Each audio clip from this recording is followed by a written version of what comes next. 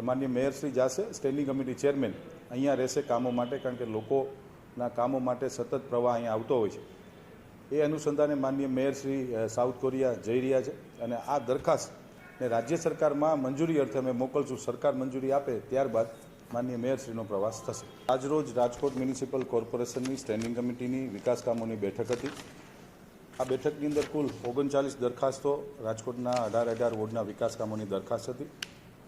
આ 39 દરખાસ્તમાંથી દરખાસ્ત નંબર 3 જે ગઈ સ્ટેન્ડિંગમાં પેન્ડિંગ રાખવામાં આવી હતી, સર્વેશ્વર ચોકમાં જે વોકડો નવો આધુનિક વોકડો બનાવી છે, એમાં ખર્ચ વધારાની જે દરખાસ્ત હતી 1 કરોડ 80 લાખ રૂપિયા એજન્સીએ વધુ માંગ્યા હતા. એ દરખાસ્તને ના મંજૂર કરી અને શોર્ટ ટર્મ ટેન્ડર